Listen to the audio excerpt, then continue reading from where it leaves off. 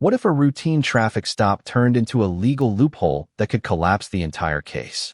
A 26-year-old high school football coach, a suspended license, a handgun in plain view, marijuana in the car. But here's the twist. The officer may not have had the authority to stop him in the first place. Did this case just unravel because of jurisdiction? Stay with me, because what happens next might shock you.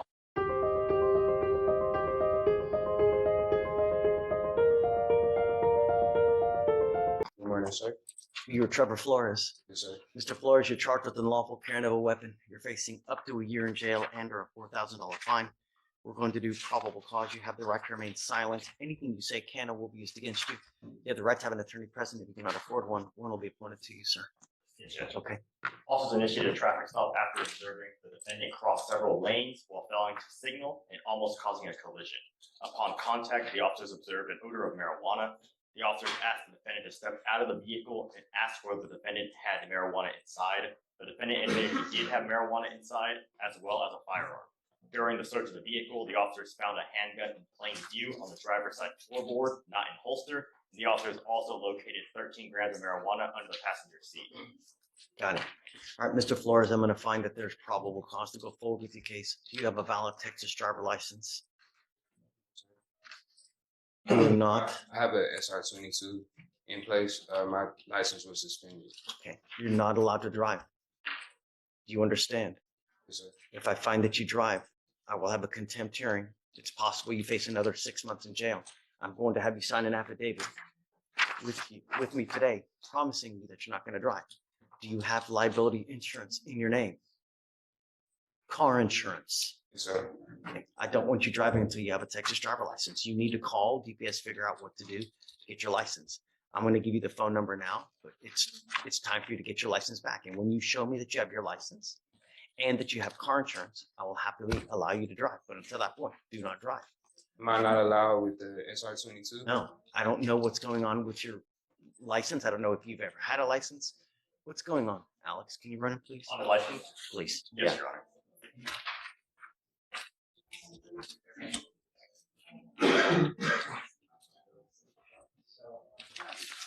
I mean, I can't give you legal advice, okay? But as it stands, until you have a Texas driver license and liability insurance, don't drive. I'm also ordering you as a condition of your bond not to be in possession of any weapons as well. Do you understand? This is a condition of your bond. If I find that you have a weapon, I'm going to revoke your bond. I'm going to put you in jail. You will not get any more PR bonds. Do you understand, sir? Yes, sir. How old are you? 26. You do for a living? High school football coach.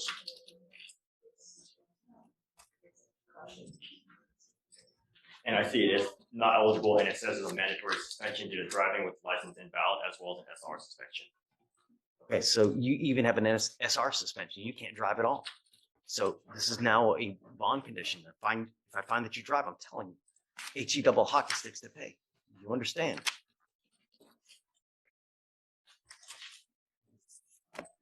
So I'm not allowed to retrieve my weapon back?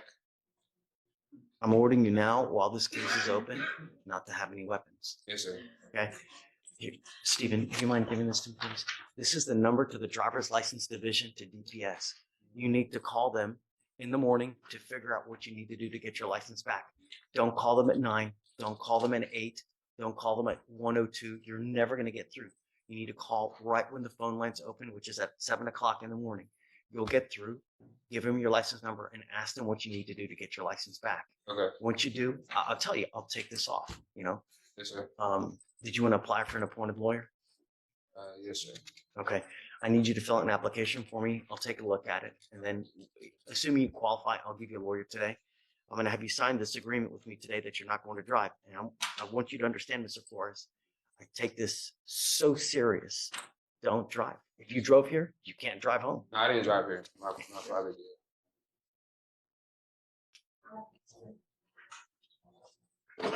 All right. So I'll have you come up here, swear to us. I'm going to have you go to Jemay, sign a reset, and then we'll have you fill out the application. Okay? Okay. All right. Hey. Yes, sir. The shared code book at the moment. We may have to have you look at a couple interesting things.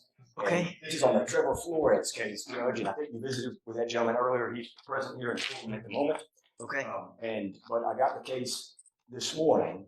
I've had a chance to do a kind of little bit of digging Cursory. into, yes. Mm. And although we are still waiting for the bulk of discovery of the case, he's charged with unlawful carrying of a weapon following a traffic stop.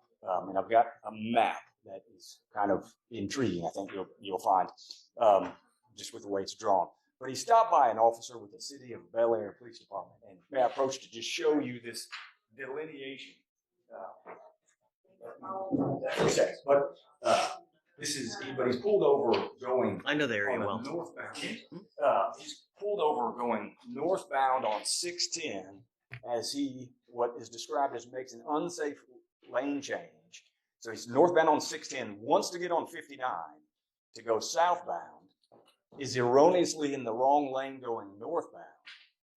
The officer says that she has observed him makes that unsafe lane change, and that lane change is outside of the City of Bel Air Police Department jurisdiction. Now, we have a particular statute that governs whether officers can have the authority to make a detention of someone when they are outside of their jurisdiction.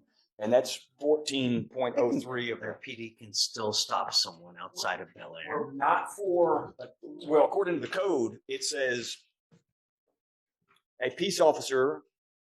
That would mean that any officer outside would never be able to do anything. No, that's incorrect. There's a very limited exception, and that's what applies in this case.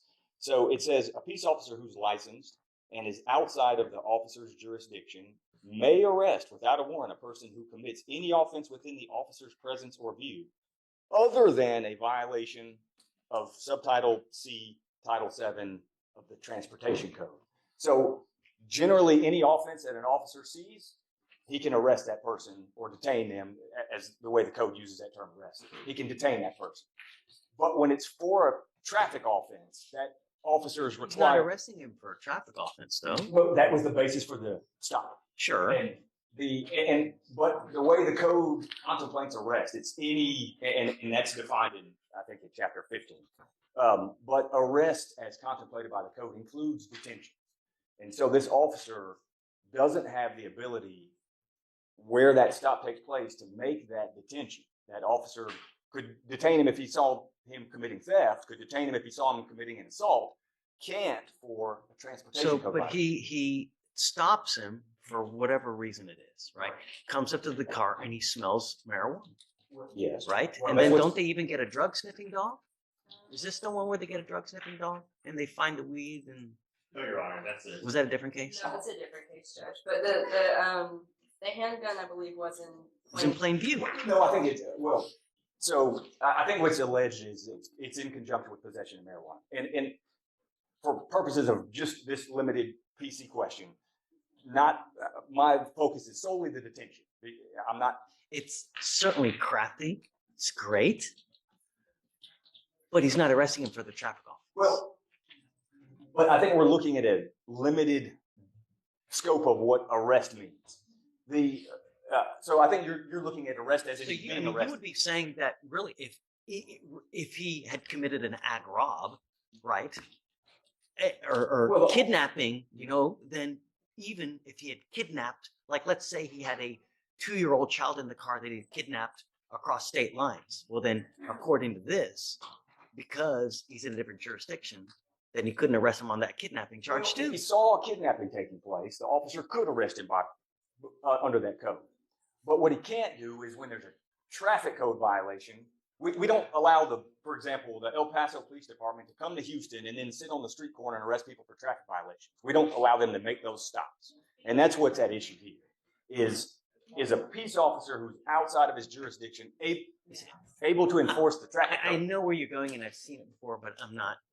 And we're looking at G1.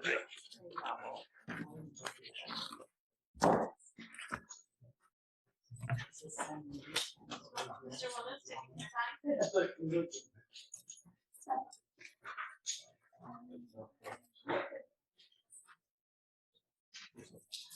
Where exactly did it occur, anyways? Let me see if I can pull up the So I exact think- address. We don't have like any discovery in Sure. this case or how many dash cam or anything like So that. what it says in there is 5600 610 northbound. And what's so curious about this is Is that still in Bel Air? Is it outside? that would be outside of Bel Air too. So now the big question is, if the stop happened outside the officer's jurisdiction, does everything found afterward get thrown out? One technical detail, one stretch of highway, and possibly a case that falls apart.